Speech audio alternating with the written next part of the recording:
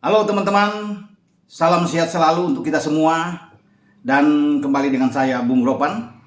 Kita masih berbicara seputar babak kualifikasi putaran ketiga Piala Asia yang dimainkan di Kuwait, di mana kita tahu bersama, juga teman-teman sudah bisa melihat bagaimana perjuangan skuad Garuda di bawah Sintayong yang bisa mendapatkan 3 poin setelah menang melawan tuan rumah Kuwait di Stadion Jaber Al Ahmad di Kuwait City.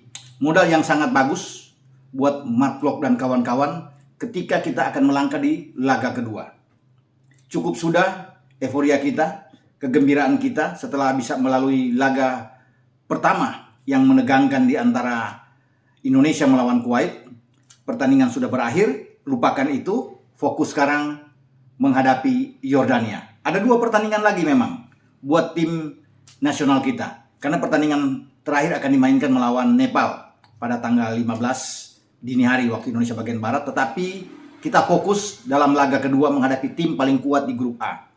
Kenapa paling kuat? Karena secara peringkat FIFA mereka ada di atas baik Indonesia, Kuwait, dan Nepal. Yordania ini ya dengan peringkat berada di 100 besar dunia, atau bahkan mereka di 90 peringkat 90 di FIFA. Jelas tentunya mereka punya kekuatan untuk mampu mengalahkan Indonesia, tetapi kita juga punya kekuatan untuk bisa mengalahkan Yordania. Kalau kita bisa menang melawan Kuwait, mengapa tidak untuk mengalahkan Yordania? Walaupun secara peringkat mereka ada di atas kita, karena dalam sepak bola segala sesuatu bisa terjadi.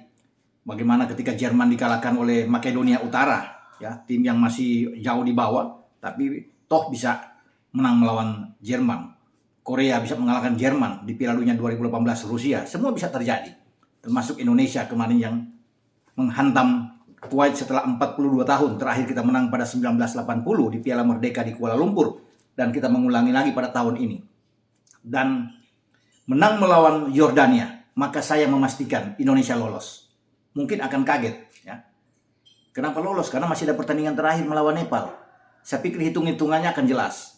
Ya, kalau menang melawan Yordania, pertandingan terakhir pun seandainya kita kalah melawan Nepal, katakan terjadi musibah besar. Di luar dugaan Nepal membuat kejutan, tapi 6 poin kita cukup untuk bisa bersaing, bisa lolos sebagai runner up terbaik pun kita akan maju. Kenapa demikian? Karena menang melawan Yordania, kita mengalahkan 2 tim yang secara kualitas ada di atas kita, Kuwait dan Yordania. Jadi kita akan menang head to head nantinya. Kalau poinnya kita sama, baik dengan Kuwait atau dengan Yordania. Katakan dalam hitungan Kuwait menang melawan Nepal yang dimainkan lebih awal pada hari Sabtu besok atau di Minggu dini hari, menanglah lawan Nepal, Kuwait. Tapi memang Kuwait dituntut untuk menang bisa lebih dari 2. Karena untuk bisa mengejar Yordania pun dan juga termasuk dengan Indonesia. Ketika Kuwait belum ada poin saat ini. Tapi kalau Kuwait pun menang dengan 2-0 melawan Nepal. Dan kemudian kita bisa menang 1-0 atau 2-1 melawan Yordania, maka aman buat kita. Ya. Pertandingan terakhir pun menghadapi Nepal, kita imbang aja, dan kalau kita bisa menang 9 poin, ini lebih dahsyat. Ya, akan membuat kita menjadi juara grup, bahkan dengan imbang aja sudah menjadi juara grup kalau kita mengalahkan Yordania. Nah, fokus kita untuk bisa mendapatkan 3 poin ini memang penting. Karena Yordania pun akan melakukan hal yang sama. Mereka akan habis-habisan hidup mati mereka untuk menghadapi Indonesia. Karena menang melawan Indonesia, mereka bisa memastikan diri untuk bisa lolos dengan 6 poin. Karena kembali mereka akan bertarung dalam pertandingan terakhir. Menghadapi Kuwait cukup imbang. Namun segala sesuatu akan menjadi lain ketika Indonesia menang melawan Yordania, entah 1-0, 2-1. Maka laga terakhir antara Yordania dan Kuwait ini akan saling bunuh. Mereka akan baku hantam. Tidak mungkin mereka akan mencari posisi aman untuk imbang. Karena kalau imbang di mana Indonesia menang melawan Yordania, posisi terakhir di klasemen itu mereka Kuwait dan Yordania hanya mendapatkan 4 poin. Ini sulit untuk bisa mengejar Indonesia. Indonesia akan menjadi juara grup tergantung Kuwait dan Yordania siapa yang menjadi runner up terbaik seandainya mereka bermain imbang. Makanya ketika kita menang melawan Yordania, pasti Kuwait akan habis-habisan, Yordania juga akan habis-habisan untuk meraih 3 poin agar mereka akan bisa berada paling tidak mencari runner up terbaik, karena Indonesia masih menyisakan 1 laga menghadapi Nepal.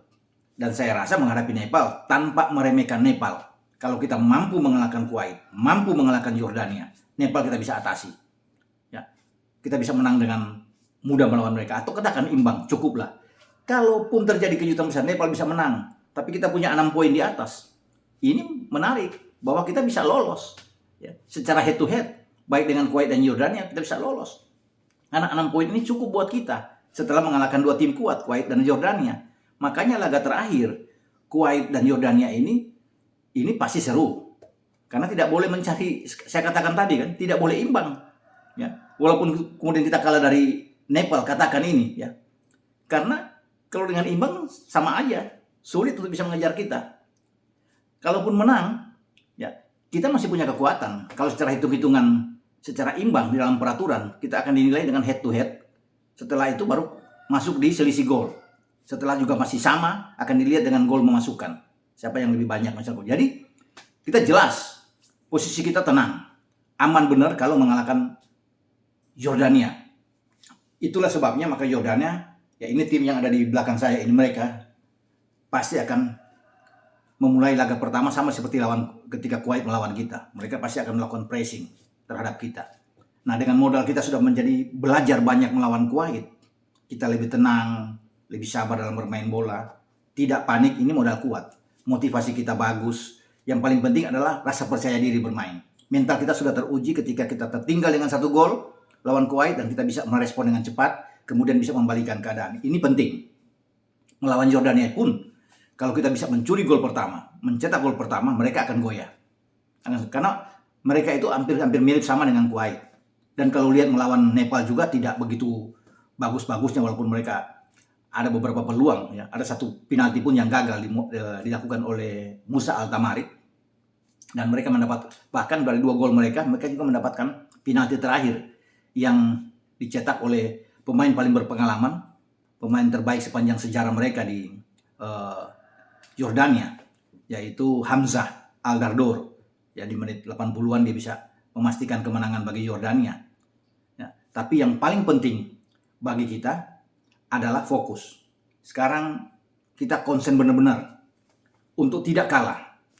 Kalau kita tidak bisa menang, hasil imbang pun cukup buat kita. Bahkan kita punya modal untuk bisa menjadi juara grup. Kita bisa menghantam Nepal dalam pertandingan terakhir, 7 poin memastikan kita untuk bisa lolos. Tapi saya kembali ke perhitungan ketika kita menang dengan 6 poin. Saya rasa cukup buat kita untuk mengunci 1 tiket dari grup A ini. Di saat kita mampu mengalahkan Yordania. Apa yang harus kita lakukan? Yordania punya 5 pemain yang baik, yang harus kita awasi. Harus dijaga dengan ketat. Tidak boleh memberikan ruang. Pemain belakang terutama tidak boleh lengah. Mereka punya Ali Olman yang membuat salah 1 gol menghadapi Nepal, gol pertama. Ini masih muda, masih 22 tahun. Dia punya kecepatan di garis depan. Ini harus diantisipasi oleh 3 bek kita. Elkan Bagot, Rizky Ridho, dan juga Fakhrudin. Harus dengan cermat untuk mengatasi Ali Olman ini.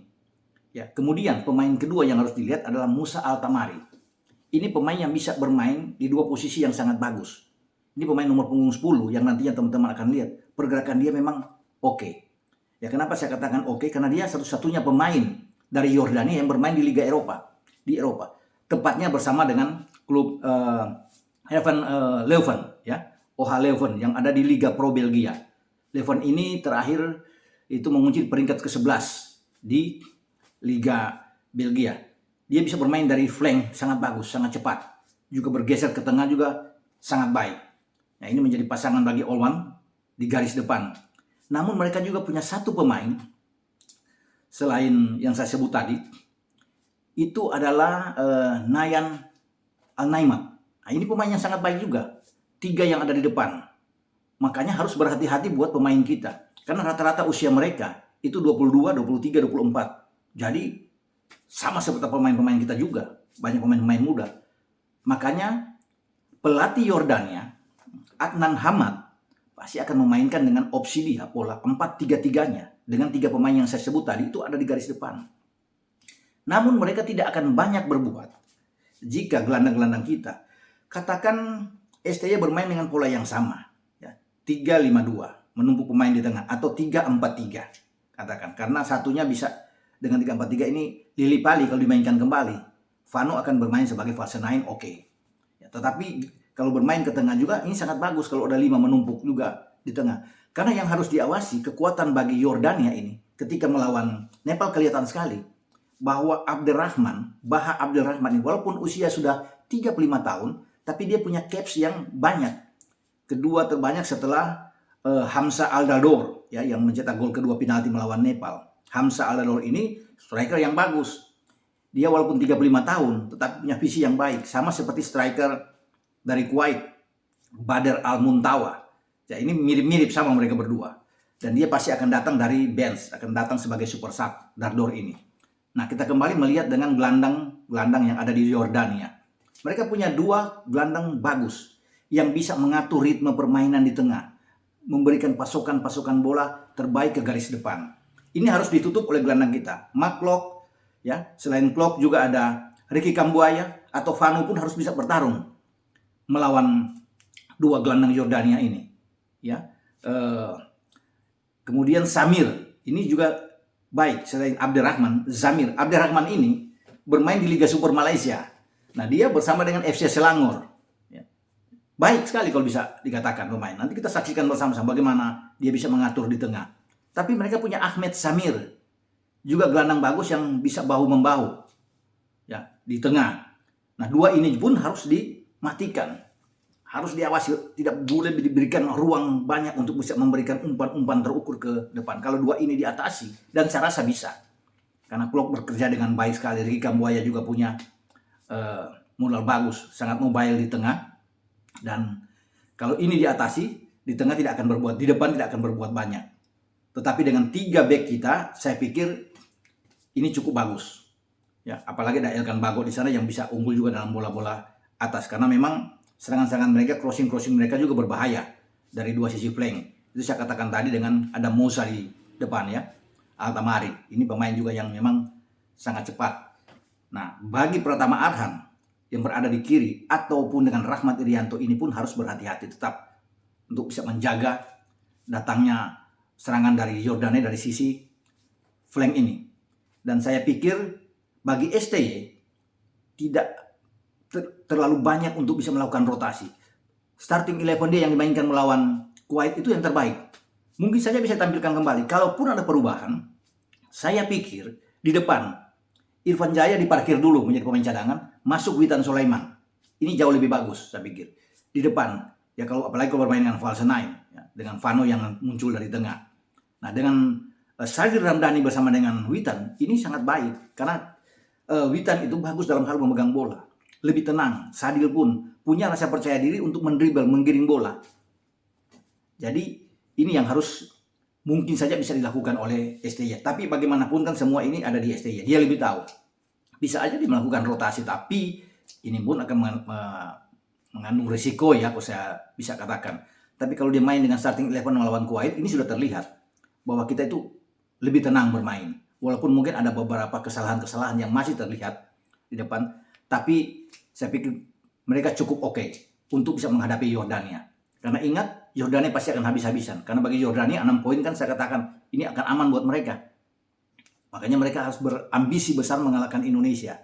Tapi segala kemungkinan masih bisa terjadi dan kita masih bisa menang melawan mereka. Posisi kita terbuka, ya. Apalagi sekali lagi kita bisa membuat gol lebih awal, mereka akan goyah.